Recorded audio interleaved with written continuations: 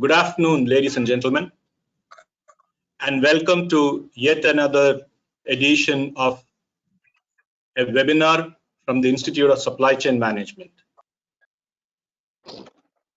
This time, we look at COVID-19 and how we can prepare the Indian logistics systems, processes for a new normal. We have heard a lot of the major disruptions which have happened, the major challenges which the logistics system faces, with the industries face. What we want to look forward is going on from here. How are we going to change these things? What is going to be the new shape of logistics that we will need to evolve for the Indian business ecosystem? And to discuss this, I have with me expert panel, and again in no particular order. I would like to introduce the panelists.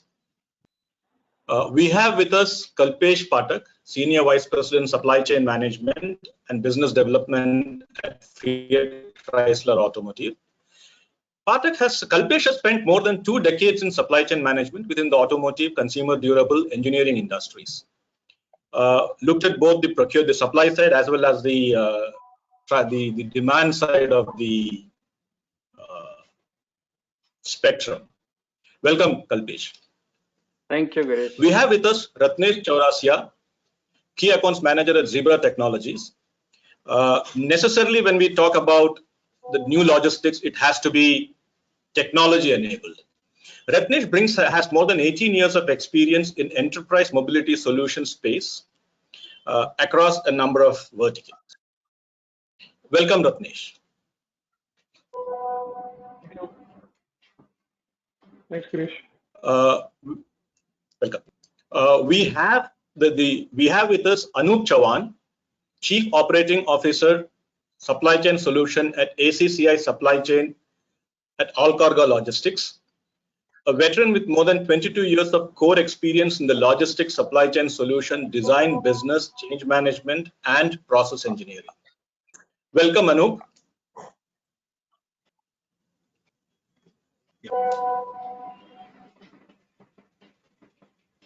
Welcome, Anoop. Hi. Hi, everyone. We have with us Surajit Sarkar, COO of DLDS, more than 18 years of accomplished experience, strong credentials in P&L management, quality, engineering, technology, supply chain management, 3PL, and customer support. Welcome, Surajit.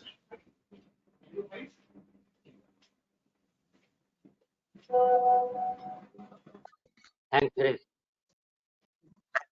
The next panelist we have is Divyanshu Tambe, an investment banker and someone who is also involved with the transport logistics sector in Ernst & Young, currently spearheading transport and logistics practice in EY.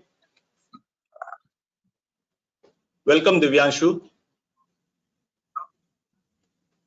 Thank you, Girish, and hello, everyone. We have one more panelist who has not joined us but will be joining us a little later, Abhishek Prakash Rao, Group Director, Varuna. He'll be joining us a little later. And to take the proceedings forward today, we have Dr. Rakesh Singh, Chairman, Institute of Supply Chain Management and Dean of the Demand Planning Academy. Dr. Singh, welcome, and over to you.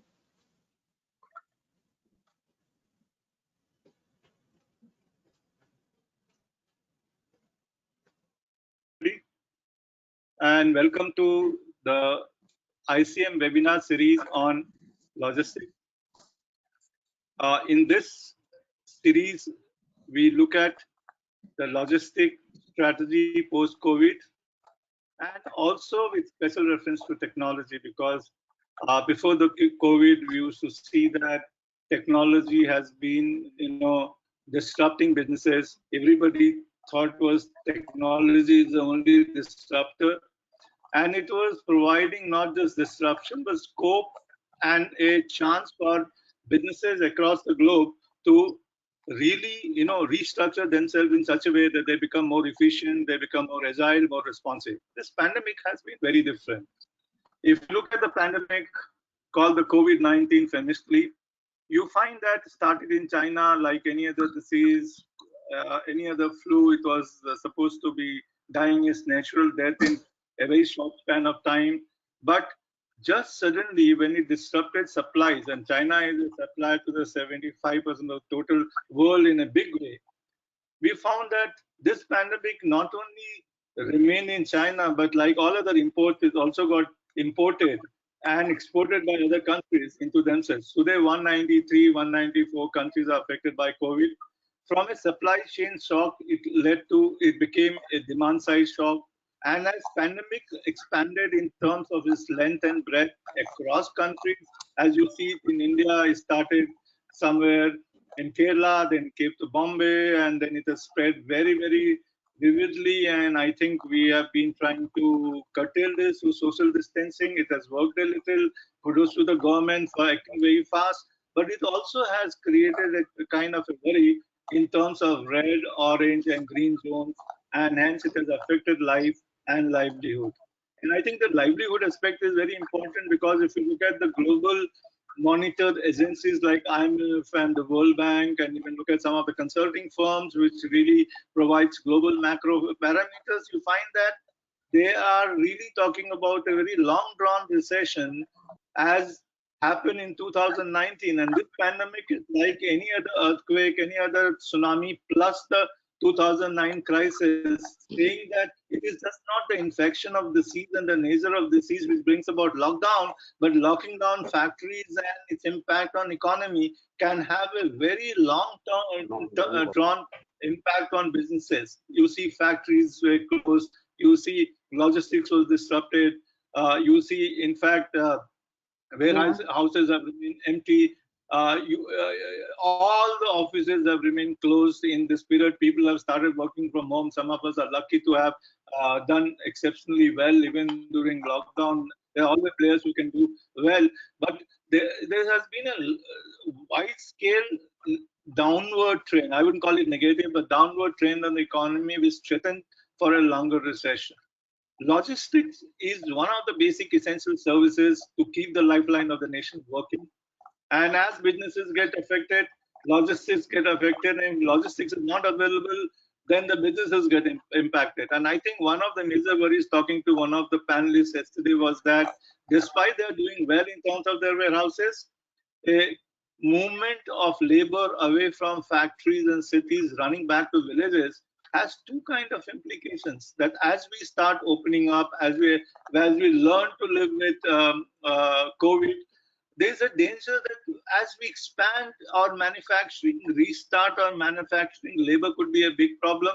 And if labor is a big problem, how do we restart and meet up the demand? Maybe there are so many demand which is suppressed during this period of time, which are of non-essentials, and maybe there's a spurt in demand, God knows. But how are we going to really deal with this situation? And when we have a lockdown in the public services or public transport with some experimentation going on, and as you see closer to Wuhan or in Seoul, there's a little bit of pandemic which has re-emerged. How are we going to really look at this? So in this webinar, I thought we will look at the larger picture of logistics and supply chain and look at what are the implications for new strategy in the post-pandemic period. And also, as we saw logistics technology or digital logistics being a very helpful tool in helping companies compete better by bringing efficiency, connectivity, visibility, and creating a virtual tower of connectivity across the market from end-to-end logistics to end-to-end supply chain. How are we going to really deal with this? With this background in place, I invite the first panelist, Kalpesh Pathak. And Kalpesh is a Senior Vice President, Supply Chain and Business Development with Fiat. Kalpesh, you have been really at the forefront. You also represent the industry which may be totally, grounded. What, according to you, has been the impact of COVID-19 on auto and other industries. How has the chain been impacted? What are the lessons learned in terms of logistics and supply chain, and in terms of uncertainty, planning, manpower, and technology? How will the factory of tomorrow look? But I think will the factory of tomorrow look, we'll look at later. If you can just give us a background of this pandemic and its impact on supply chain and logistics. Kalpesh.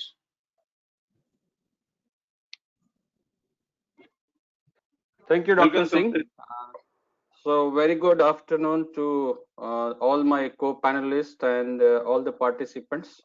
I think this is a unique experience, I would say, all of us are having as part of the whole ecosystem globally, because we all know that it's not about a particular country or a particular community or particular industry. I think it's a issue which the entire globe is facing. And as we all know that we are part of the global supply chain, because we call it as a entire world as a village. So we all are interconnected across the globe.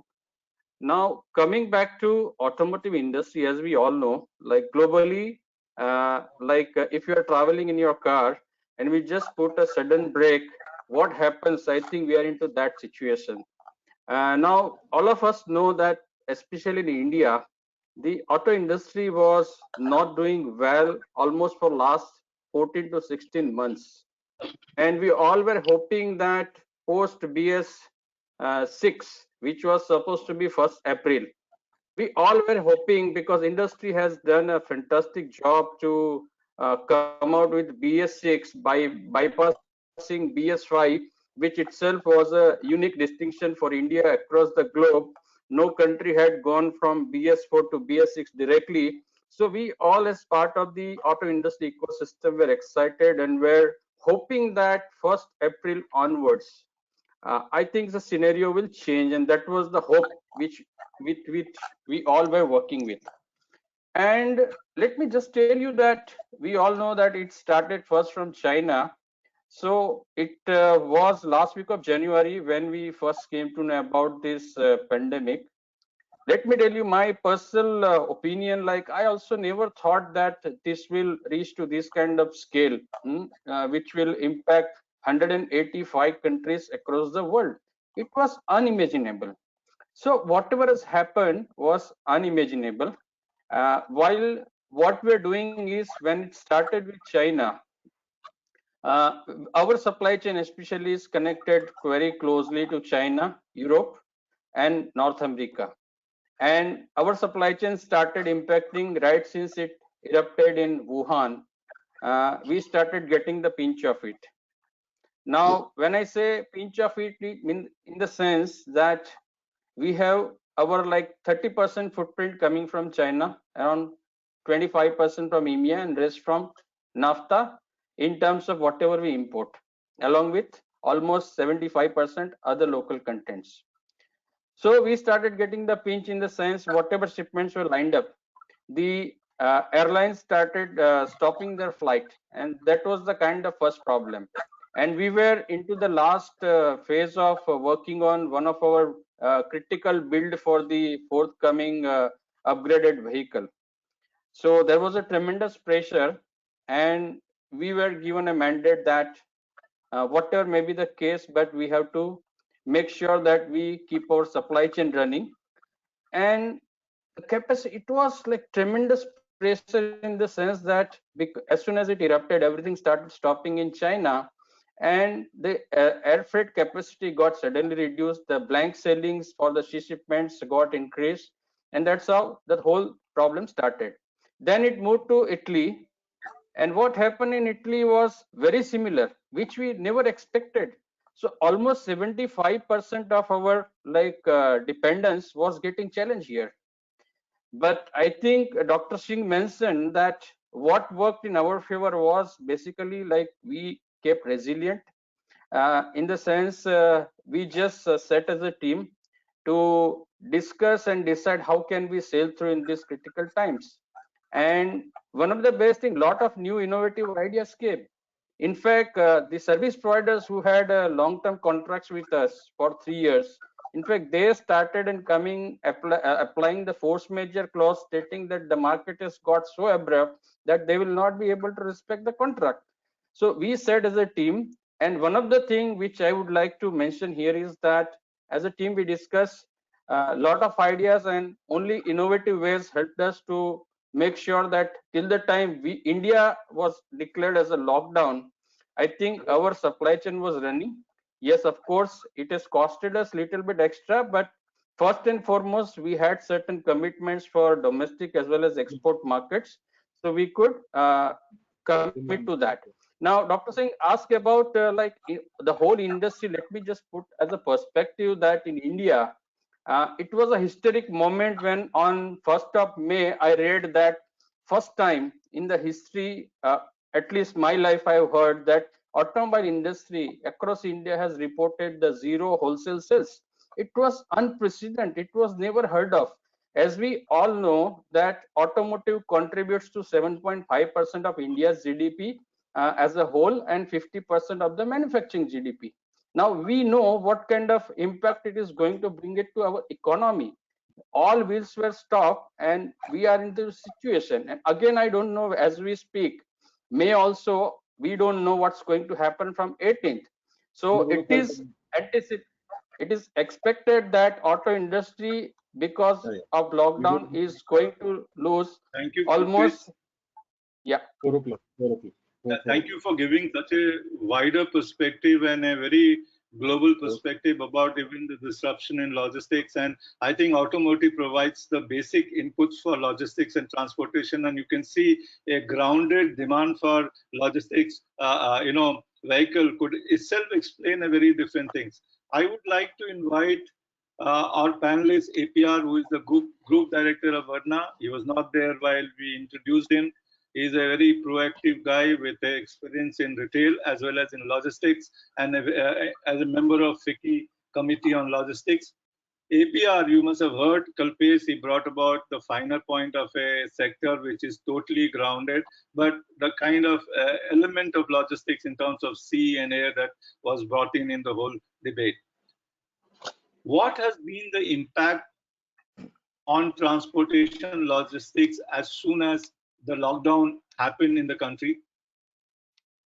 What has been few changes that have shaped the transport logistics sector? What are the implications for logistics strategy in future?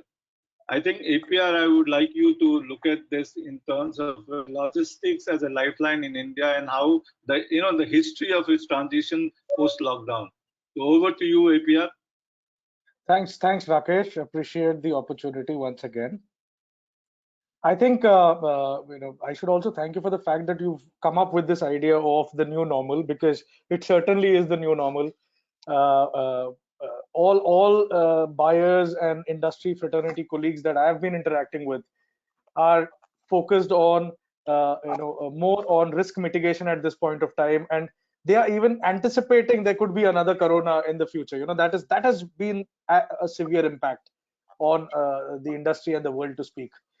Because normally when you had a SARS, when you had a Ebola, nobody thought about a corona happening, right? So I think corona has shaken everybody. It has actually destroyed a lot of hopes. It has made a lot of people go through massive amounts of pain and shocks. But the nature that we are, the way we've been all built by whoever the creator is, the fact that we were built to sustain, to evolve, and we are still not the same old Homo sapiens, but an evolved species now, takes me to the fact that we will emerge out of this, right? And we are emerging out of this. Right? You want me to switch on my this one? Yeah. Yeah, that's it. Okay, with the mask on my face, I guess. Okay, I'll do this. I'll do this because I'm in my cabin right now. So what I was saying is that we are all working towards it, and we will come out of it. We are as a race on this planet, we are fully capable of doing that. We will get over this. But let me try and answer your questions one by one. The points that you had shared. first point that you shared was about what happened, what was the impact as soon as the lockdown began, right? Now here, the moment the lockdown happened, which was I think on the 23rd of March, just a day after the Janta curfew.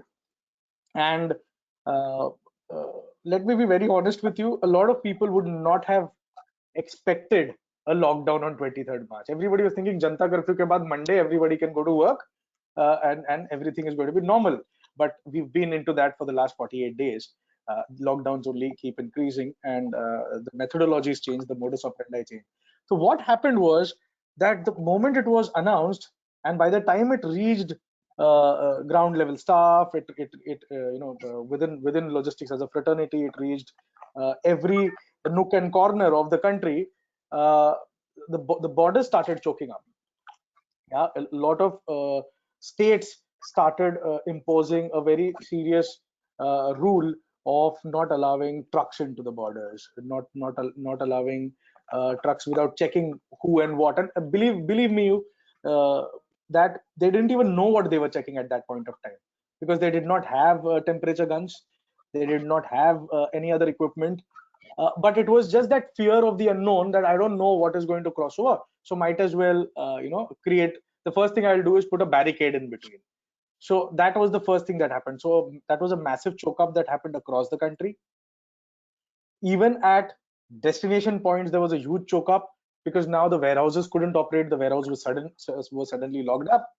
So there was a huge choke up there. You had like 20, 30, 40, 50, 100, 200 vehicles at every warehouse standing. Neither were the buyers aware of what they could do. Everybody was helpless. And that is the might of something like a virus, or as some people choose to call it an act of God also. I don't know whether I agree with them, but whatever it is, this pandemic, uh, there was a massive choke up, and all of this led to drivers getting frustrated, drivers not getting food, massive challenges, right?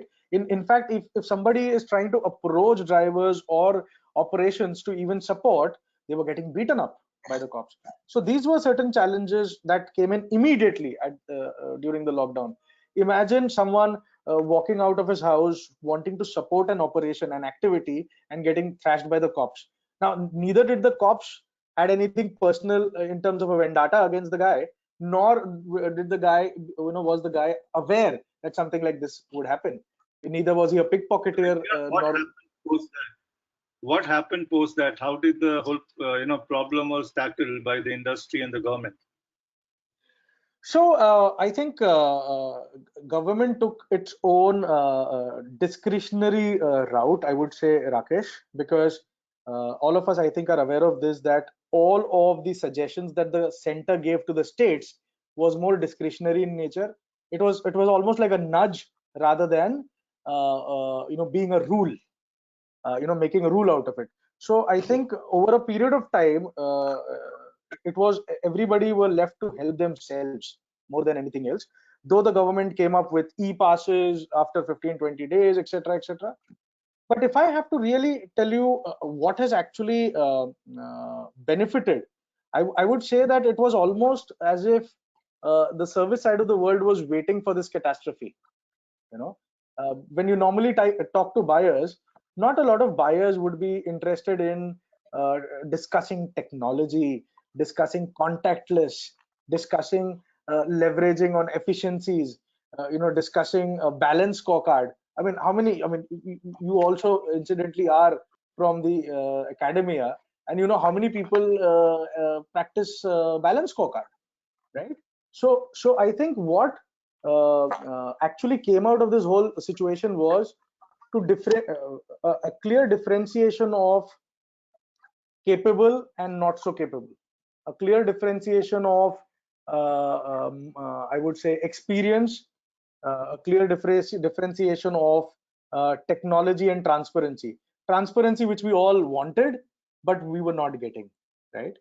So today we can say that it was almost as if corona came in to enlighten the whole world of logistics, and people at one point of time. I would end with you there. Good term. Corona came to enlighten us in a big way. Let us move on to the next aspect of logistics, warehousing. Anoop is the CEO of Avvashya, All Cargo Logistics, and he comes with a very strong background in warehousing and logistics.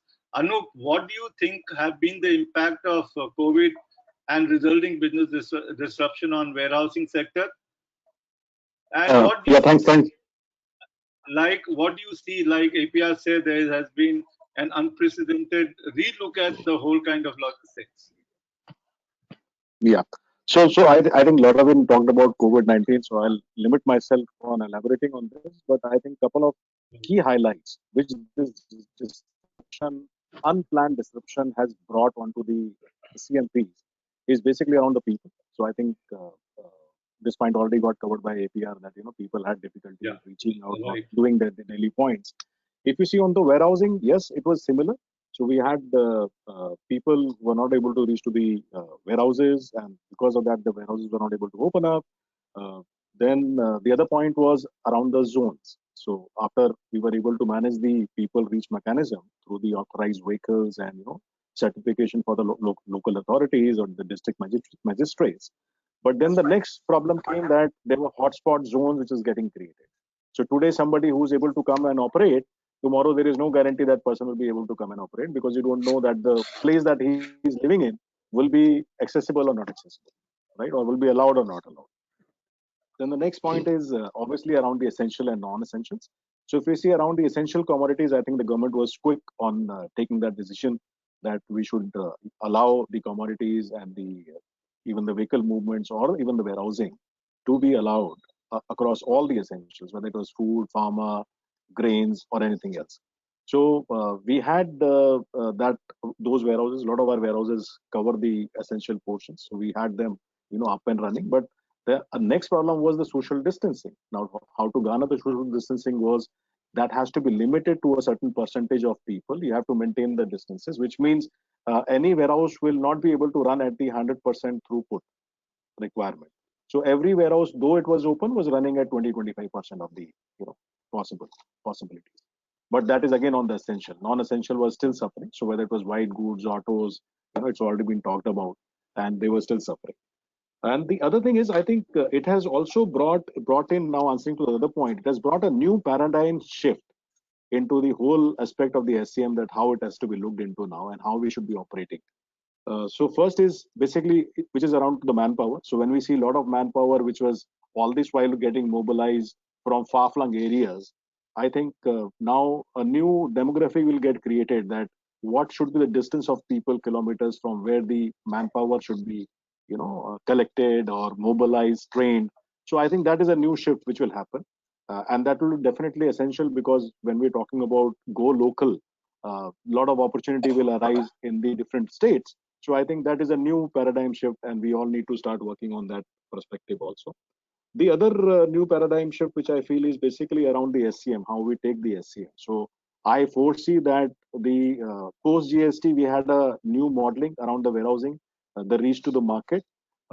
Post COVID, again there'll be a shift, and people will be going back to their whiteboards or the papers, reworking that what is the right place to be in, what is the right optimal options to be in, because COVID-19 has really opened a lot of different avenues at the same time, though it's been a big problem. But I say it has also created a lot of opportunities also for the future. And the other paradigm shift would be also specifically around the IT. So how we have been looking at the IT. So the companies who've been operating, all this while on the financial accounting systems, which didn't had documentation accessibility across the country, have also faced a lot of problems. So the documents were not able to be moved because the couriers were stopped. How you'll do the bidding? How you'll be able to collect all the payables, collectibles, or make the payables, which is to the vendors. So I think that is another IT shift which will be happening. And the another is obviously around the visibility. So visibility, fortunately, we've been talking in supply chain for a long time. We've been talking how the integration of the customer ERPs, WMS, TMS can be done. But I think now we'll be talking about a larger, IT enablement. And as we are talking about, we want a lot of larger workforce to be operating from home. The tools specifically around the people has to be there, because when I talk to people who are largely working from home, everybody is screaming that we are almost working for 12 hours. It's not that they're not doing quality job, I think it's not been able to be done in a quality way. So again, the IT tools will come in that form, and how they'll be, adaptable to the people, and how it will ensure that the duplication of the task at home while people are working will not happen. That will be also important. And obviously around the AI, so artificial intelligence, I think that technology we've been talking all this while, that the return on investment is pretty high. It was earlier 8 years, now it has come down to 5.5 years. I think people will try to forego all that cost to a certain extent. People will be ready to invest further and see that how the sustainability within the manufacturing units or the warehousing units can be built to a greater extent. So these are certain opportunities, and I think apart from that, the network is another point. Yeah, so network would be changing further. So, we'll come back to it later in the network, in the technology section. Anoop. Sorry. And I don't want everything to be exhausted so that we don't have nothing for the rest of the discussion. I invite Surajit Sarkar, who is the CEO of a firm, a joint venture between a Japanese company and Government of India, to talk about the trade logistics, largely from the sea freight framework, and tell us about the kind of 1.5 months of experiences which accentuated the experiences of the past, because seaport in India has been a major source of congestion. But how has it played out in the last few months, and what are the implications for new policies in terms of sea freight or sea trade or trade logistics as a whole? Good afternoon, Rakesh ji, and my fellow panelists and all the participants. I think it is a I should compliment all, because when mobility, it is a problem for all of us. We are discussing in such a huge forum, because I can also see huge participants, and we are discussing how we can do better, for this entire supply chain industry. Now, to give you the perspective, for this, especially for the port and maritime sector, you have seen ironically two maritime states, Maharashtra and Gujarat, which contributes almost 55% of the total port traffic in the country, have been worst hit due to COVID-19. Okay, and as you know, the first lockdown is started from 24th March. And if I see the port volume for the period from April to March 2020, the major ports handle almost 705 million tons of traffic, compared to almost 700 tons of the corresponding previous year. So which is actually an increase of 0.8% of the traffic, port traffic. And like ports like Vizag, Calcutta, Paradip, Tuticorin and Kandla, they have registered a positive growth, whereas rest of the major ports, they have registered a negative traffic growth. Okay, so that is one perspective. As far as the containerized cargo is concerned, there has been a growth only 1%. And this is how the last week of lockdown has impacted, the maritime traffic is concerned. Now, the extension of the lockdown, in the second phase, that is from 15th April to 3rd May, if we see the volume, traffic volume, both for import and export, across all the three corridors of the country, Western corridor, Southern corridors, and Eastern corridors, the import volume has been, declined almost 45%, whereas export has been declined almost 60%, 60 to 70%. Now we are also, trying to figure out what are the reasons for this, So probably when I'll, talk about these reasons, we'll also talk about the challenges. So one is the solo space of evacuations of import cargo, and less of, export cargo, which has actually created an imbalance in the trade, and then truck operators for having less truck drivers, logistics operator, they're having less manpower, which is also creating operational challenges, for the logistics movement. And then, the challenging of clearing import cargo, and for the congestion is the adjoining CFS and ICD. And the problem of having volume of export cargo, which has disrupted the schedules of the mainline carriers. So there's another challenge there. So what Mr. Anoop Chauhan was mentioning, so probably, even for this exim logistics, we need to look at very different perspective. And when we talk about logistics, as you know, logistics, there will be a combination of two things. One is, we know there's a physical operation, and another thing is that is digitalization, what we're talking, and that will help obviously for the document flow. Now, when we talk about this, now let's say logistics service provider, there will be exporter, importer, there will be the manufacturers.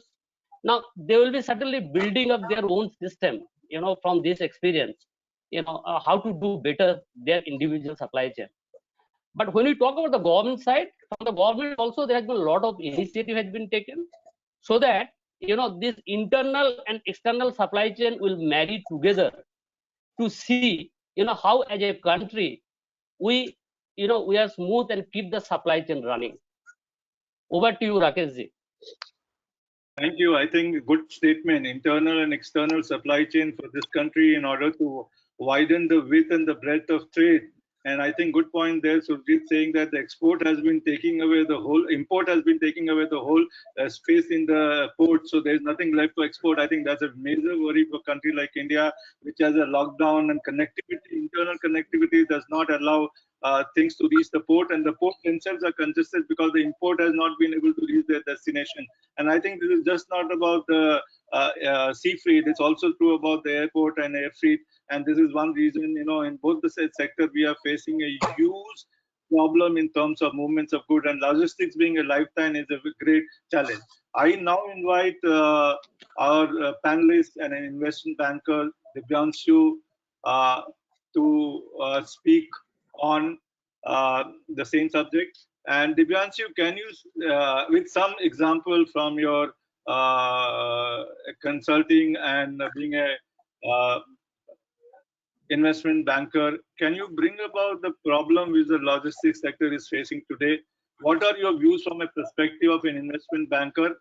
And you also have been dealing with large number of new players on the anvil, which are more organized, provide warehouse spaces. And what are are they really prepared for the warehouse of the tomorrow or logistics network of tomorrow? Back to you, Divyanshu.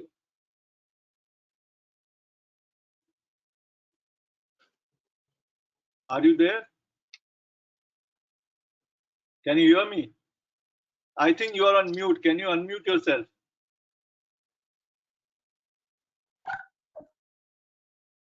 There are many questions there, so let me try to. Yes, can you hear me? Yeah. Can you hear me?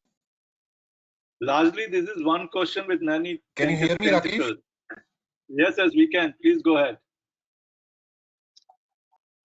Yeah. So I think of course, logistically, we are moving goods and storing them. So of course, with the lockdown, everything has got affected in a large way except the essential. So let's say FMCG and pharma are the two sector. People who are servicing them have seen some sort of traction coming back now. Goes without saying, like Kalpesh mentioned, auto has been a complete washout. So of course, everyone who's servicing auto industry has also struggled because there are no volumes to move. But in terms of the short-term impact, I mean, well known, well appreciated. I mean, people are realizing that this is bigger shock than everyone had anticipated. But in terms of the mid to long-term impact, and some of these crises also tend to accelerate changes, and that is what we are also seeing, that we have been talking about logistic becoming organized sector. There are larger players emerging out of it, and hopefully the fragmentation goes out. I think events like these accelerate that, and we are seeing that. I think APR mentioned before me that the smaller guys have not been able to maintain the service levels, have not been able to move the goods given the complexity on the ground. The technology, for smaller players to be able to spend on technology, management team, etc., becomes challenging, and that's where we see that logistics sector will move towards organized nature going forward, and we'll see consolidation happening in the sector. Some of it we are already witnessing. I do believe that adoption of technology is a two-way street where the whole ecosystem needs to adopt it, and we are seeing that end user industry who were high-headed, who would not listen to anything apart from the pricing, have now started using e-invoicing, e-POD. So there is a because everyone realizes the gravity of the problem now, and everybody wants to avoid non-essential contact and all of that. Plus, they also want to support their service provider because today you don't have too many options in the market for movement of your goods, because not everyone is able to provide that level of service. So I see this COVID in a today we are in COVID world, and WHO mentioned that it will be around for a while. It may not go away, which puts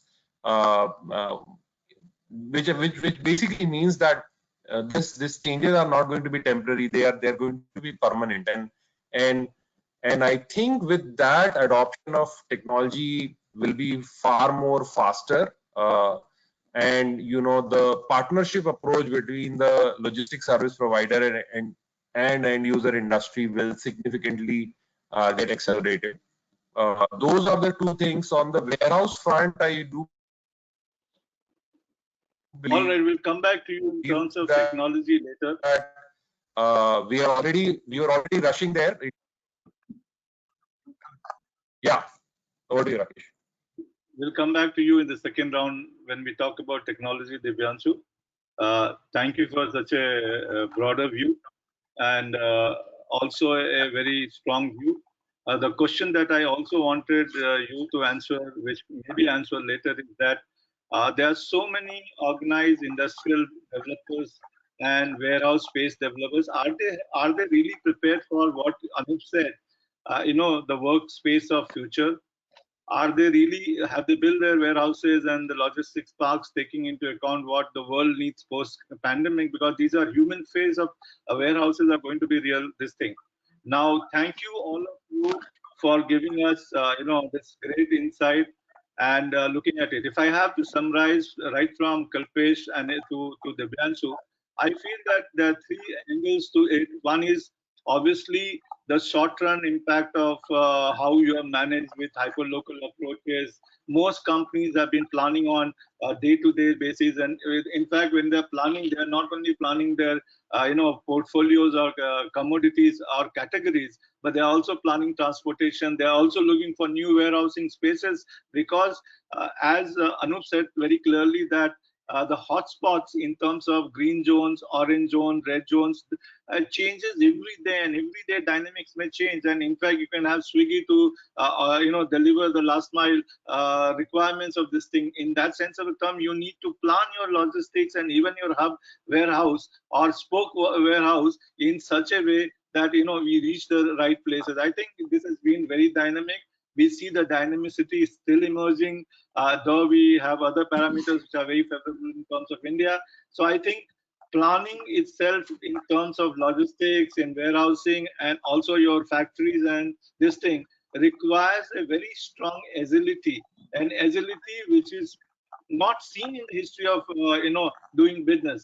And secondly, in terms of, as all of you said, in terms of getting human being closer, housing them in such a way that they are safe, bringing them into the workforce. As in fact you saw APR with the mask in the office. So all those social distancing norms, how do we really look at it?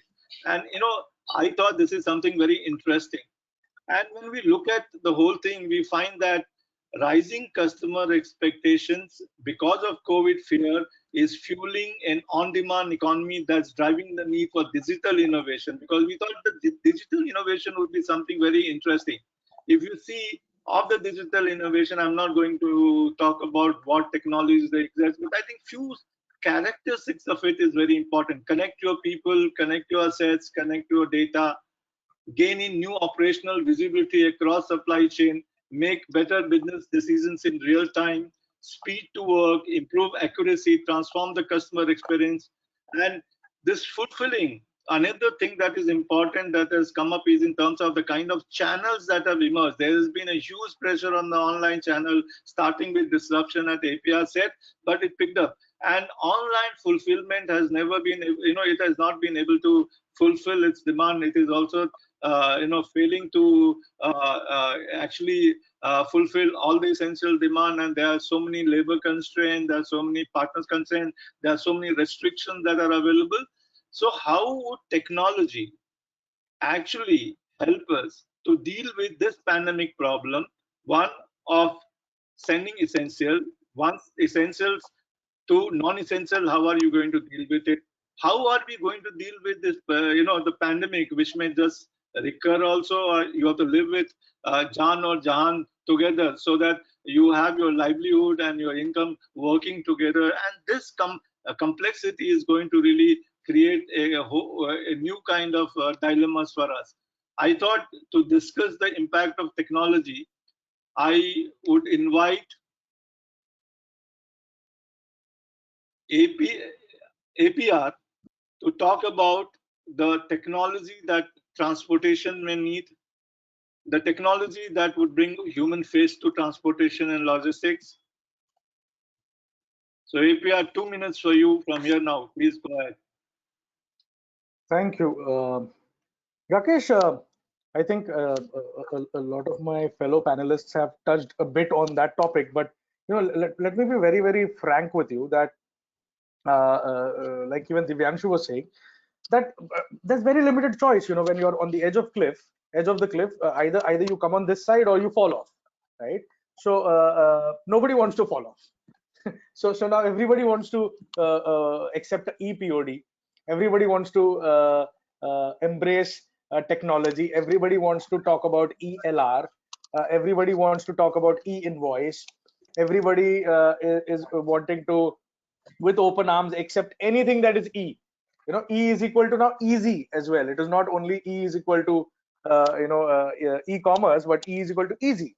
Yeah, everybody understands that. That's very easy. I think the Prime Minister of this country talks about jam, and jam ka matlab hota hai you are jam, but really not. He has provided the last miles. A person who doesn't earn money, so his money goes into his account, and you don't have intermediaries. Like Rajiv Gandhi said, 1 rupee becomes 20 paisa. Here, 1 rupee means 1 rupee. I think that's a great thing. But I think we wanted to be a little more listening from you, because this is very, very common thing.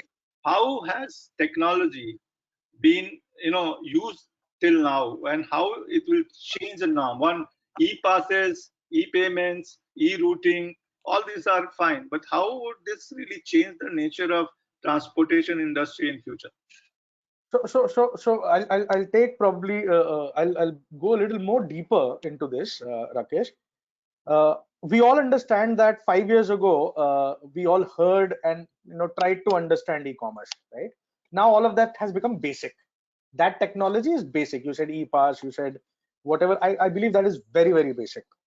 Now, what I see as the future and the movement is between now and the future. And what is the future? The future that I can very, very visibly notice is going to be predictive sales, predictive manufacturing, and all of that boils down to demand planning. Yeah. Now, the other day I was talking to you about daily planning. Now, all my fraternity people are every day chewing each other's brains on daily planning.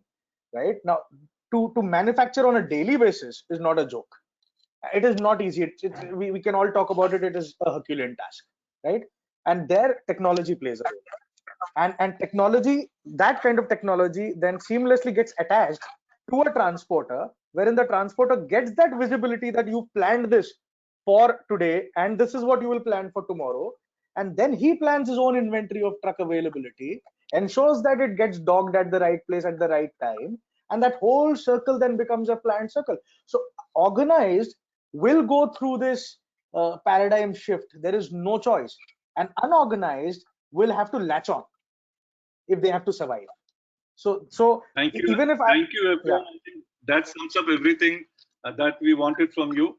And I think good that the unorganized also you brought about. Maybe in India, the unorganized will see a very different death itself if they don't collaborate and combine with the organized one or become a very strong strategic partner with them. Anoop, can you also take us through the new paradigm shift in technology in transportation and warehousing? And what are your views? What are the challenges that the Indian firm face? Because it's not about saying that you can make everything look like a vertical tower, but what are the challenges and what do you see in near future about this? See, I think if I see on the visibility that we're looking in transportation, we started with Maruti in the old days, if you remember, Rakesh ji. They started the just-in-time concept, and everybody backwards, the only OEM manufacturers, they all were struggling, right? And I was managing one of the big businesses, and I know what are the paradigm shift which happened starting from the procurement department in the OEM to the storage, manufacturing, and the line feeding also. I think this is a similar situation. This is not a just-in-time situation. This is a must-in-time situation. So I'll call it must-in-time. And when I say that, it is the network which has to be absolutely available must-in-time.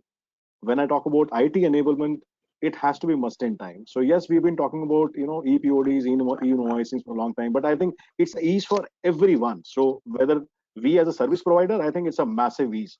Sending those couriers, spending those monies, losing something, not able to bill to the customers. I think we have gone out of that and we have been able to save monies.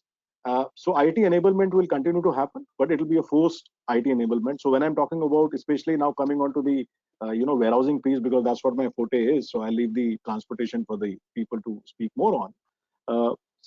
On technology changes which will happen is that how we can be more productive in the warehouse. When we're talking about social distancing, with the same set of people, how I can double up the throughput in the warehouse. How can I ensure that the cubic space in my warehouse is the best versus the next, which is next door? So I think technical changes in regard to the whole construction of the warehouses. We started with 8 meters, 9 meters, we moved to 12 meters of clear height. I foresee now it will be nothing less than 15 meters. That's what the ask would be. Because when we're talking about the AI technology to be brought in, ASR assistance to be brought in, to be more productive and less, people-driven sort of a centricity, especially in the warehousing where you're touching the product, every time, and touch and feel has to be minimized. I think those will be essential portions, and people will be ready to invest also. Companies will be ready and willing to invest those portions, especially on the IT piece. All right. So thank you, Anoop. Let me bring in Ratnesh Kumar from Jebra. Ratnesh, you all have been providing this basic technologies for warehouses and for logistics sectors. I think what is your take on logistics, digital logistics as a source of competitive advantage post-COVID? Thanks a lot, Dr. Singh. First of all, I would like to thank all the audiences and the panel for basically inviting us. Another big thank you basically to the entire logistics fraternity. Logistics has always remained an unsung hero in most of the times, remaining at the back end. But this unforeseen scenario has really brought the logistics and supply chain in the forefront. In fact, our Prime Minister also, when he spoke about logistics a couple of times during his last speech as well. So from supply chain perspective, we at Zebra, we have been working with customers, helping them to digitize their workflows and making workers more productive. Every worker in the warehouse, every worker in supply chain, every worker in the front line, addressing customer requirements, addressing on-demand economy, as every panel spoke about. Everybody on the panel spoke about on-demand economy, where customers are really demanding, where at 12 o'clock in the night also you have a provision to make an order online and you are expecting that delivery to reach your door the next day at 12 o'clock. All these demands are really rising, and addressing those needs basically are and ensuring that customer remains happy is only technically possible with the help of digital and technology. And one thing that we foresee post-COVID, I think we have attended many panels and heard from many of our customers also, that digital has to move beyond simple hygiene checks which have been there in the form of residual technology that exists in many manual or semi-automated warehouses, to from there it has to grow into every aspect of workflow in be it a warehouse, supply chain, logistics, and not even that. In fact, it has to grow into your basically collaborative approach also, wherein you need to know what your transporter, supplier is doing. If you look at Industry 4.0, in a nutshell, it really talks about that.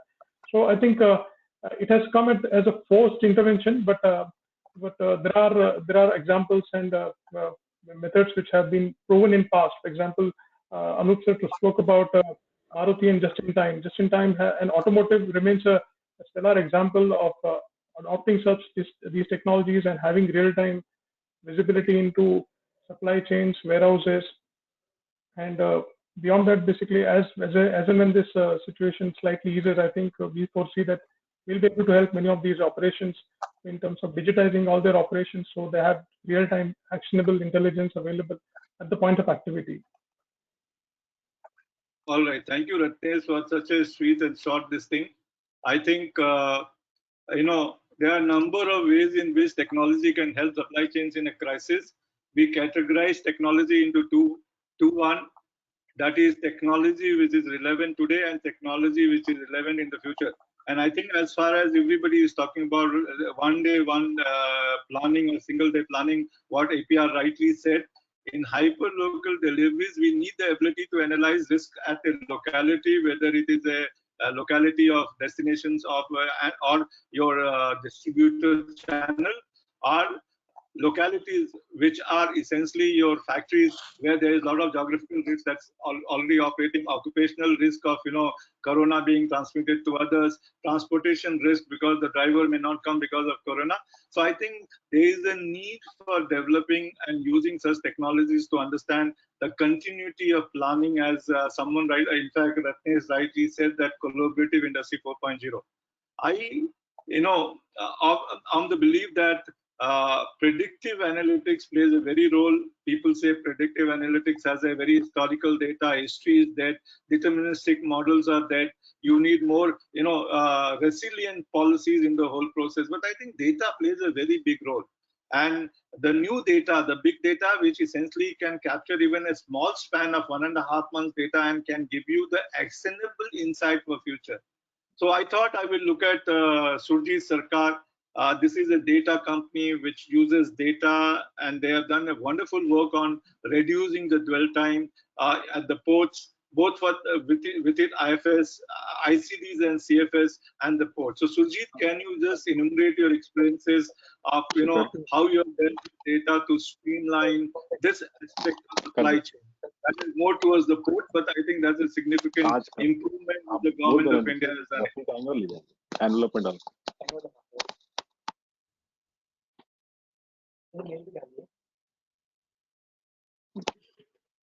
Yeah, thank you, Rakesh ji. So, there are two aspects, before I explain about the data. See, the project which we operate across all the, ports, so that actually, integrates the other operating system, and through that it gives, single information of truth. And this data also provides, prescriptive, descriptive, and predictive analysis. Yes. So when I say prescriptive, so we are integrated with the port terminal system of all the major ports. We are integrated, with the OS system of Indian Railways. We are also, another journey we are going to be integrated with the operating system of CFS and ICDs. Okay, so when I say prescriptive, so that means, for example, when a container is coming, let's say in the import journey, on which vessels it has been offloaded, when it has been out from the terminal, and if it is a CFS bound container, when it has entered to the CFS, when it has moved out from the CFS. Similarly for the ICD, similarly for the DPD and DPE container.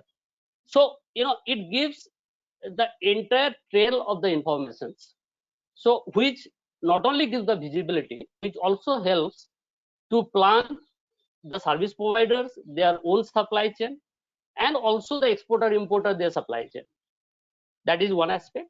And then through this data, like what we do, we also publish analytics on monthly basis. So one, I was talking about the descriptive. The descriptive analytics provides the insight for each of the stakeholder how to improve their supply chain.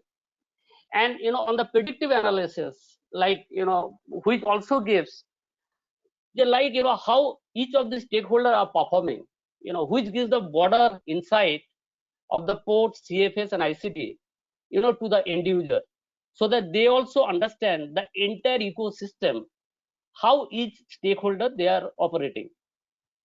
So this is on the data front. And obviously what APR and Mr. Anoop was discussing, mainly on the digitalization front. So I thought, because I was also into the contract logistics and transportation, so I thought, let me also share some of the perspective.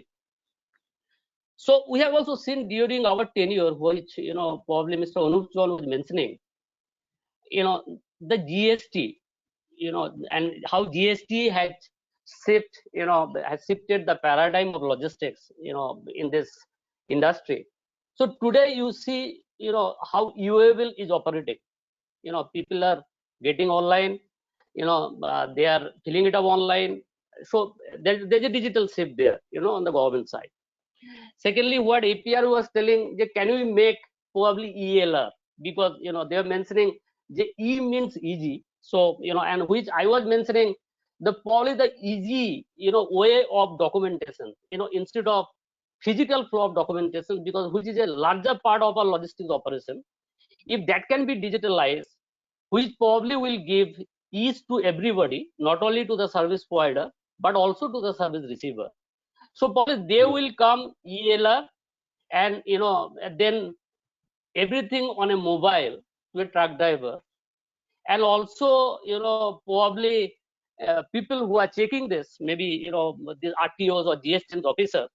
So there will be a kind of integration, so that they don't have to check the physical copies. So it will be like paperless movements.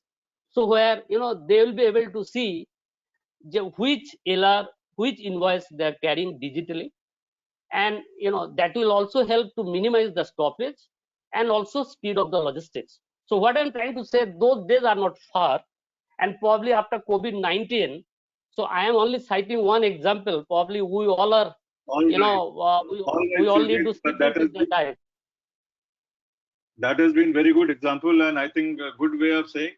I wish we could have really dealt with the dwell point as to how data has actually improved, and this is the right time to decongest the CFS and ICD, as you have brought about these things in the whole process. Now let me move to the next panelist and also bring the larger perspective of technology. I think technology has always been a very strong enabler. But large number of firms which have been successively using technology have, even during this period of time, done very well. For instance, I was reading a research by Yossi Sefi, a very well-known professor from MIT, on risk, and he has worked during this last 10 years on resiliences of the suppliers from China and Japan. And what he finds is that those who have been able to use technology to collaborate and understand the maps, right from their bill of material to the bill of material of the bill of material to the last tier of supplier A, B, and C. And those who have strong visibility across the supply chain have been able to actually move out secure alternative sources of supplies, secure alternative sources of transport, and have done better. I think there's a recent research in 3-4 days in Bloomberg that he was talking about. I think technology has to be seen from a very different perspective when it comes to being assimilated in businesses. I think we have Kalpesh and Divyanshu. I want their views on it. I'll start with Kalpesh. Kalpesh, what is your view on, what are the major enablers of adopting technology into a business enterprise? Kalpesh. Yeah. Can you hear me? Okay. So let me just tell you the biggest factor to integrate the technology, and biggest contributor is one is there could be two types. One is the necessity, and second is the forward looking kind of planning. Now, let me just tell you that auto has been one of the trendsetter as far as the practices are concerned and adoption of the technology. So auto has proven over the years that yes, they were leading from front in terms of adopting some of the technologies. But while we are adopting any technology, the biggest change is like the men who are involved to implement the technology. Okay, like I will give you a couple of examples. One is like while we are implementing some digitalization solution in our factory, I think the biggest resistance came from the people who think that I have been working like this since last 10 years, 15 years, 20 years, correct, and it is working fine, why I should not. So first and foremost thing is like the mindset of the people. Now, one good thing which I look at the COVID aspect, I think it comes very clear that it has really made the people also resilient and ready for change. Like today, a lot of things, the way we used to live our life in last few years or last many years since we are born, I'm sure a lot of us now have found out the way how we want to live our life, and we are surviving. So I think that's a very good outcome of the COVID, Rakesh, I would say, and that will open up the way. Now, today morning itself, we had a SIAM meeting and we are just talking about one issue, correct? And let me tell you that we had this meeting from morning 9:30 to 10:30, and we had to make the representation to Ministry of Railways. And let me tell you, by 1:30, we represented to Ministry of Railways and we got the solution. And nothing but purely technology. Now, coming back to your point, which you are mentioning about the granularity of the supply chain, see how we can become more resilient. We can become more resilient provided we have the complete visibility of our entire supply chain. Now, auto has been one of the best, but let me just tell you that based on this COVID experience, still we could find out some gaps in terms of tier 3, some of the activities and tier 4 levels. And I think we are working very closely with our stakeholders to make sure that those missing gaps are fulfilled very closely. So I think, see, it's a mindset, in my opinion, first and foremost. And second is like the visibility, complete visibility. Like, just give you another example, which I was saying yesterday, we were talking about one of the issue about how we are going to track the people, because now we are restarting our plant from Monday, and how we are going to ensure that which all area like people are moving and how we are going to tab it. So we have implemented one solution based on the BLE technology for truck turnaround, and that came very handy. We have certain infrastructure already placed in. We just spoke to service provider and we said that how can we just horizontally deploy for this usage.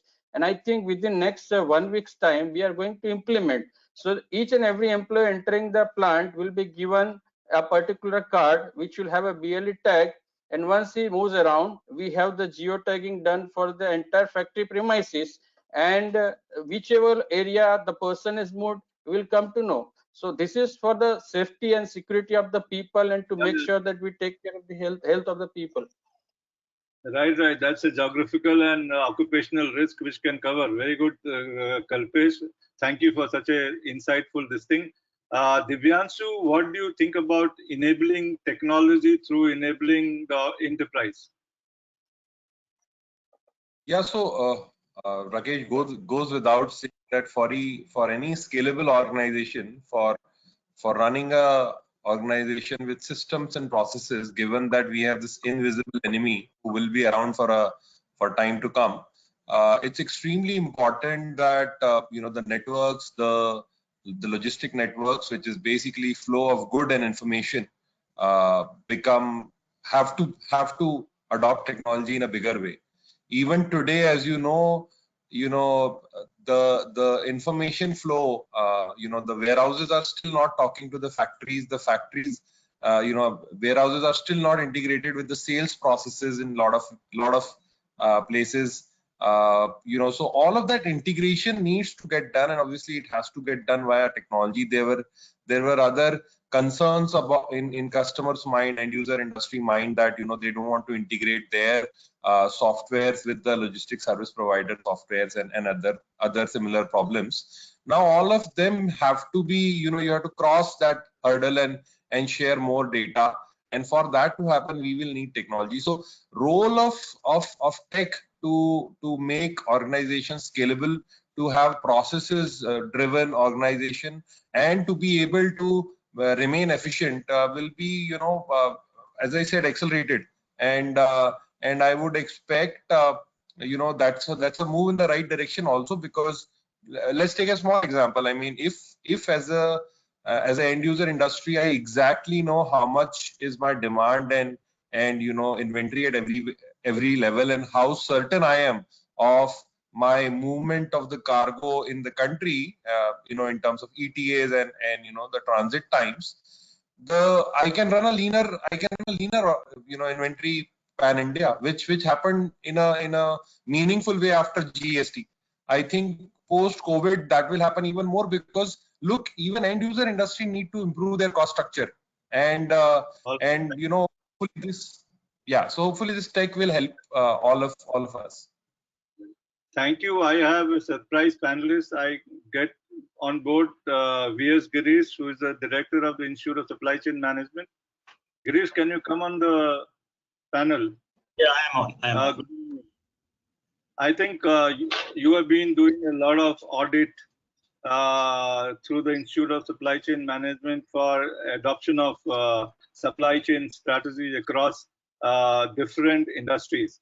What are your take on technology integration as an enabler to create competitive advantages for logistics and warehousing side of it? And how should they be integrated with the larger organization?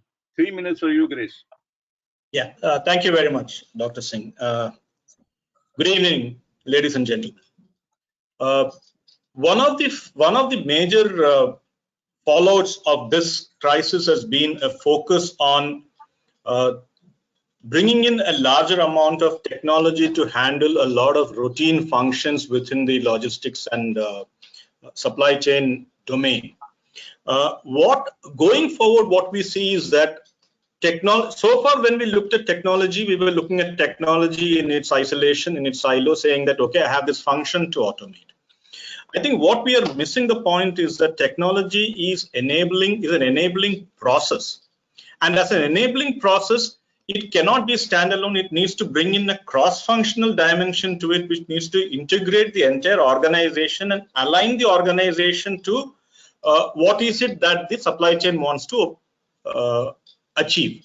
So when I'm looking at technology going, the past experience of technology has been more towards solving a particular problem, while going forward we might want to look at technology as creating a competitive advantage, in the sense that we create a set of processes which are technology enabled, which will help us reduce our dependence on manpower. Yes, in a country like India, we still need to reduce manpower dependence.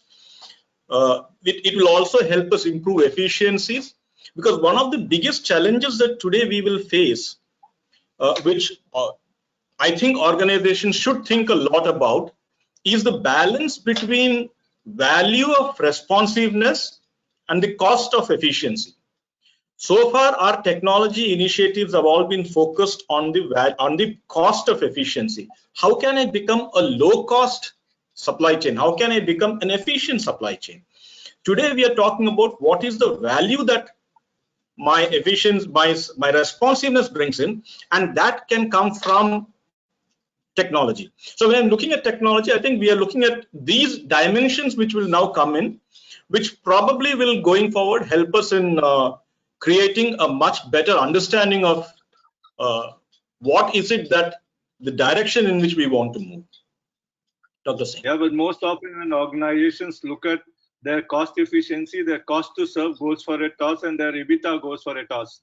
And I think this is where one element of cross-functional IBP processes, SNOP processes needs to be not only involving functional areas, but they involve the larger ecosystem player like the larger logistics service provider and the our sourcing partners at different tasks. Thank you, Girish, and thank you, everybody. Can we have the question answer session on now? Yeah, I'll just start sending you. Yeah.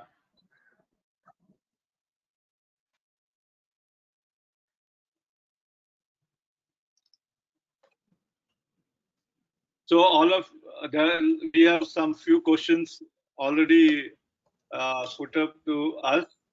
The first question that I have is to Ratnesh Kumar from Jebra. Ratnesh, can you come on the board? Yes, sir. There has been a question on what are the different aspects of warehousing technology which are available, which would be post-COVID compliant, which industry can use, not from Jebra alone, from industry perspective as a whole.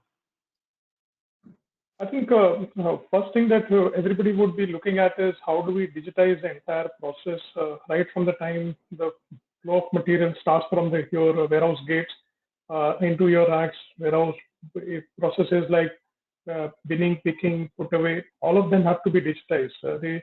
So one thing that everybody in the panel also spoke about the big data timely and the need of prescriptive and descriptive analytics.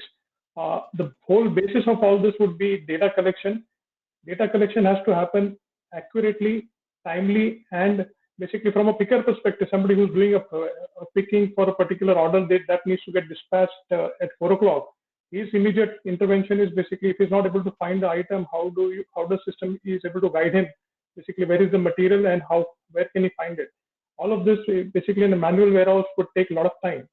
Wherein a simple barcode slapped on the boxes and the mobile computers enabled with a warehouse management system in place can provide digital guidance to all the workers. So that could be one simple thing that makes the entire operation from people driven to system driven. Now from the picker perspective, this information has to be in real time where he's picking the right item or the wrong item. There could be a supervisor who's basically monitoring that whether the warehouse truck which has to leave at 4 o'clock, whether it's getting loaded properly in time or not. There is a need for collecting all this operational data in real time and making it available to the decision maker, whether he's able to ensure, for example, the truck, whether it can leave at 4 o'clock, and if he has to intervene, he should come to know about it at much early as compared to knowing about it 30 minutes before the truck there is a cutoff.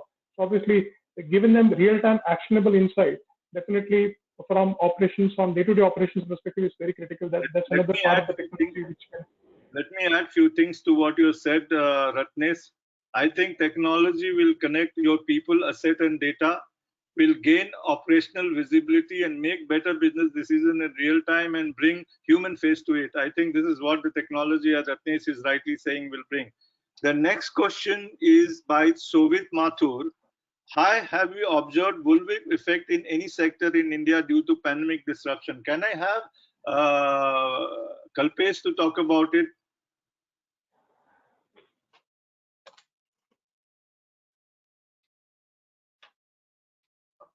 Yes, I'm here, doctor. Yes, for sure. There's a question. Yeah. Sorry. Tell me, Rakesh. Question is, have we observed bullwhip effect in any sector in India due to pandemic disruption? Sobit Mathur. Yeah. So you can say like auto has generated a bullwhip effect, okay, for the time being, correct, on the negative side, okay. Whereas some of the sector like you can say the PPs, correct, you can say positively it has generated the bullwhip pickup. So these are the two examples in the two extremes, correct, because auto side we don't know, correct, that is on the downward side. I will, instead of negative, I'll say. And today you see Mr. Modi said in his speech, correct, that India was not producing a single N95 mask, and today we have gained that capability. So that is more on a positive side. Like today I have seen the diversification. Let me just give you a small MSME company who is having hardly a 1.5 crore turnover. Quickly they realize, and today they are into the manufacturing of mask and manufacturing of sanitizers. So like the way the capacity is building up on this sector on the positive side, a lot of people are adapting. All right, I think that's a good answer, but can I elaborate a little on this? See, the whole bullwhip, as Kalpesh is talking about on the negative side, means that your supplier has some demand. He thinks there is no demand, so you'll pass it into his sub supplier, so the demand will go down. You'll find to the sub supplier, to tier 4 supplier, and hence there will be a no demand at all. So he will not produce anything. As soon as the pandemic is over, there is demand, there is no supply available, because the tier 4 supplier is the biggest risk to you. So there is a very, very negative risk that's more likely in the pandemic that has happened across all sectors. Even you see in food sector, because of the first 10-15 days of non-availability of labor, the production was low and people thought that we will not be able to produce, we can't fulfill demand, there are no trucks. Some of them really went into a negative, and hence there was a bullwhip effect of negative side. Positive side bullwhip, obviously India has, because everyone has a huge inventory and they survived to service everything, not because of factories were open, because all the inventory where bullwhip was lying in the your distribution system. Thank you, Kalpesh. And the next question is also very related to you, Kalpesh. So I think I want you to take this. It is about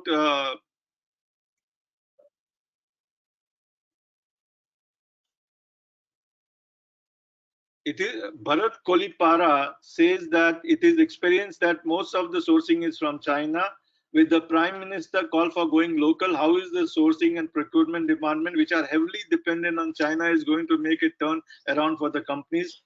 Hunting for new sources will be the most challenging role immediately. The question addressed to Mr. Kalpesh Pathak. So I think I'll give it to you. Yeah, okay. So thank you. It's a good question, and I think it generates a lot of curiosity and debate in the current times just because of statement given by Mr. Modi. But I think we have to be realistic being in the business. So like Rakesh just mentioned that today the entire world is depending 75% on the output from China. And I think this we should acknowledge the fact today what China is doing. I think they have been doing this for years, and that's why they have reached today. So suppose if somebody is thinking that within next 3 months, 6 months, 1 year, probably whatever our prime minister has said that we have to become more local, we are going to achieve, I would clearly say that it is going to be impossible. Correct? But at the same time, I think what Mr. Modi, he also knows that we cannot completely take that kind of stance because of the WTO and all this kind of guidelines. I think the larger message is let's try to support the Indian business. Now let me just give you another example. Say for example, today I am buying a particular product which is designed and manufactured by the Indian company, so purely Indian brand. But does it not have the ingredients from China? It could have. Today we know what most of the pharmaceuticals which we are consuming, the APIs are definitely coming from China. Is it going to stop from like within after 2 years? I don't think so. Plus, see, it will require a lot of other capabilities. So as a direction, yes, that let's try to follow that policy so that over a period of time we become self-reliant. That doesn't mean that we have to cut off our business relation, but more from the perspective of developing the skill set as a country. Like I was just talking to one of my friend who is based out of UK. Now because of this globalization effect, what has happened, that because of the globalization effect, they have forgotten some of the skills they were finding extremely difficult when they landed into this pandemic to even manufacture a mask. So I think not to cut off from the sentimental perspective, but more from a skill building perspective. And once as a country we have the skills, I'm sure it will definitely help us grow much faster, what I think our Prime Minister expects. Thank you, Kalpesh. The next question is to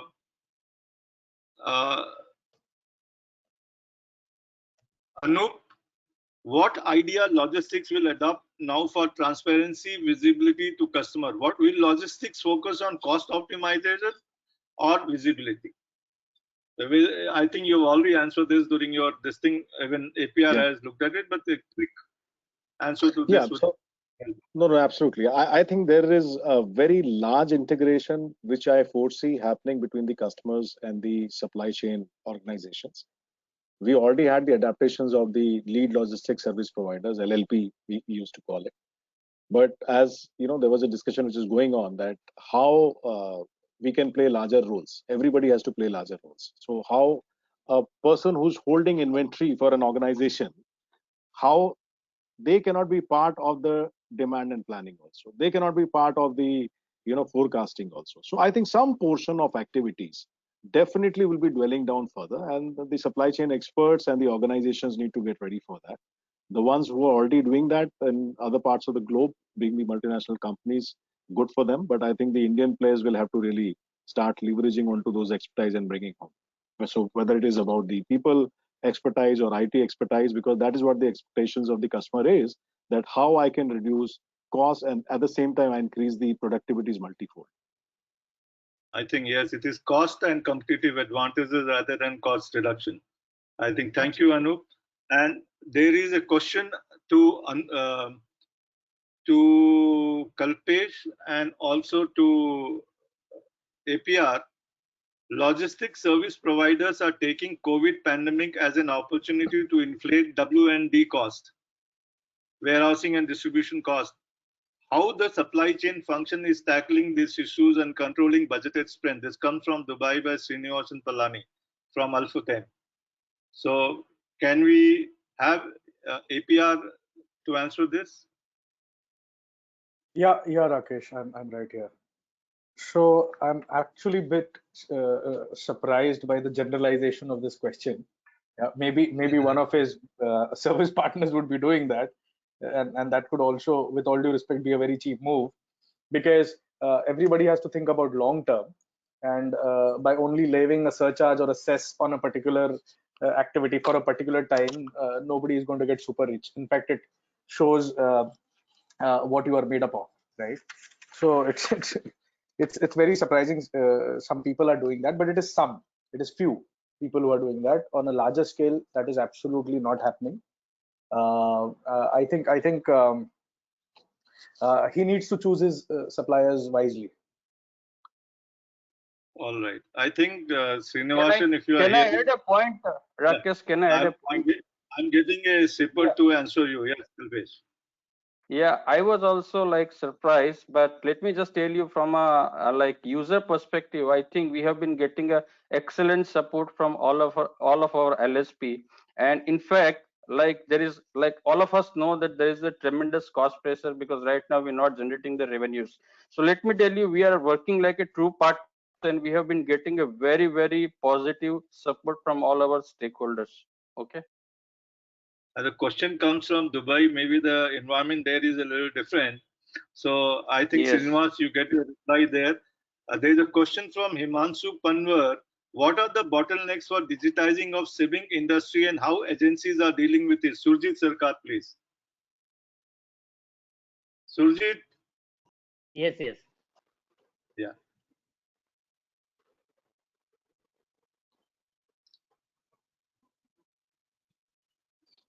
So just to answer the questions, even in the shipping industry today, there's a large extent digitalization has already happened, and like today, even if you see that e-bill of lading, e-delivery order, even in the month of April, when the majority of the containers were stuck, so today almost 60-70% of that tune it has been cleared. So shipping line, under that, even under this COVID situation, they are already working on that. Even they are also talking with that Indian Banker Association how this e-bill of lading probably can be legalized, but they're actually started issuing, and even custom also they are facilitating both for custom clearance through digitalization mode. So as far as shipping is concerned, up to a certain extent digitalization has happened, but yes, there are many things still we need to do in terms of like what I was talking about, the collaborative approach into the entire supply chain, like probably integrating with exporter, importer and service provider with the with their APIs to facilitate this digitalization. But probably one aspect we did not talk about, because as you know, today this IT server, it is not keep for all, it is on cloud, although most of the people they are managing from home, and but still there is some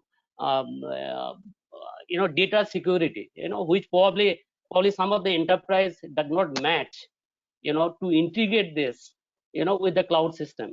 So this the risk mitigation point of view also we need to see for the largest perspective.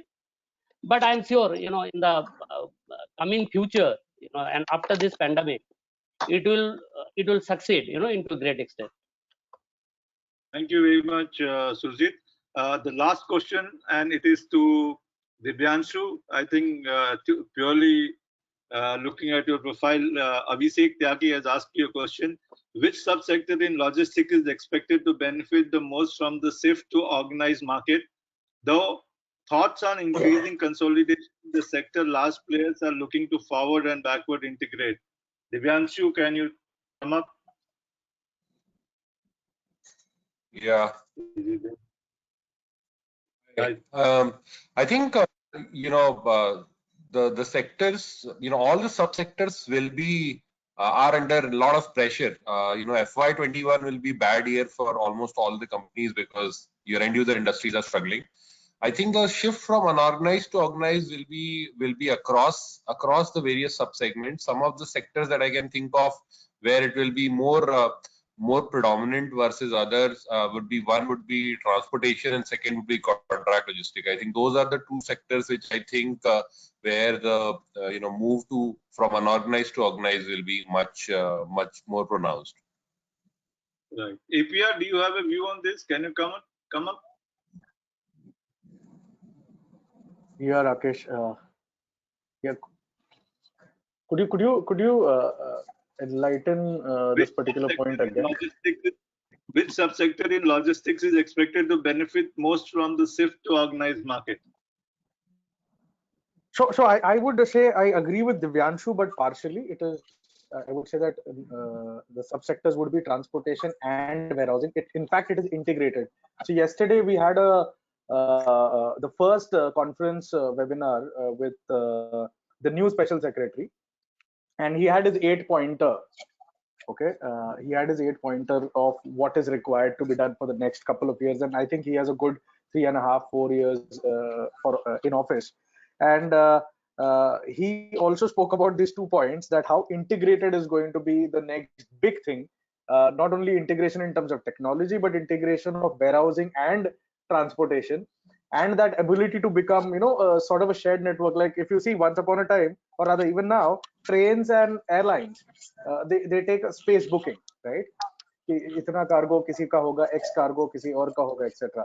Now the same pattern will emerge into the larger world of transportation, because otherwise how are you going to reduce costs? And the similar pattern will also emerge in larger warehouses. So you'll have a 5 lakh 10 lakh square feet warehouse with like 15 meters height, and you will have those options of being co-located.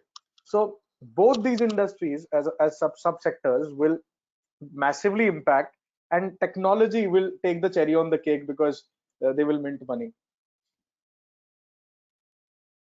All right. So I think that we come to the end of the question answer session, and I thank all my participants to bring a very important view in the process. But a little closing remarks in the sense that what would really play out in the long run is that not only will logistics integrate with warehousing, but it also will integrate with the kind of infrastructure, the Bharatmala, Sagarmala, Logistics Park, and all the connectors that are being provided in the country with different modes. And I think there is a need to integrate everything in the whole process to bring transparency. And this needs to be integrated to what people like Kalpesh, who's really like with the user company. So end-to-end logistics, vertical towers are important. We are doing something during the floods in Bihar, and there was one player whose truck was full of this Bacardi rum was, stranded, and he had the vertical understanding of where it was, and they could reroute the truck from Jamshedpur to Ranchi rather than come through Calcutta or whatever it is.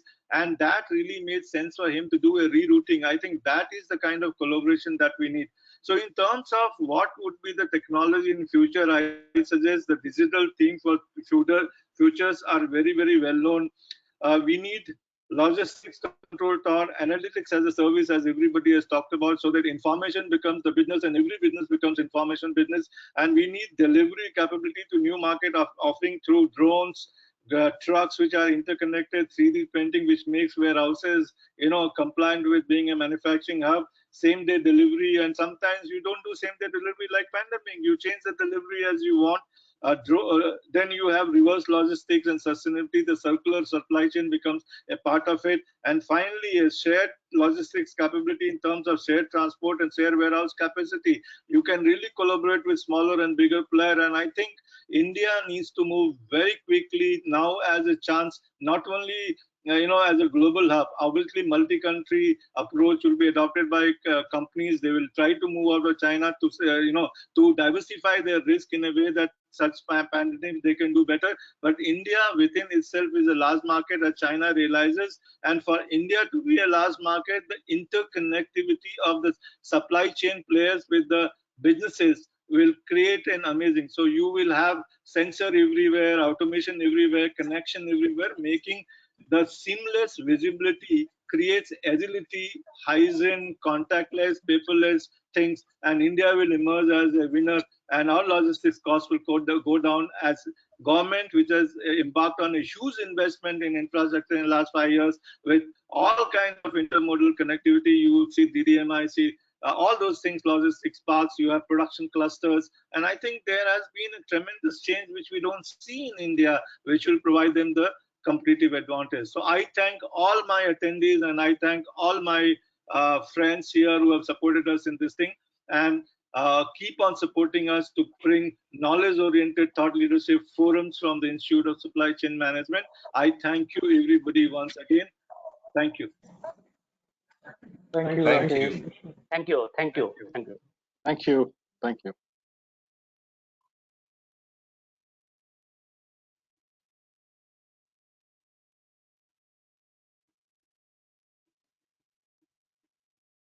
All right.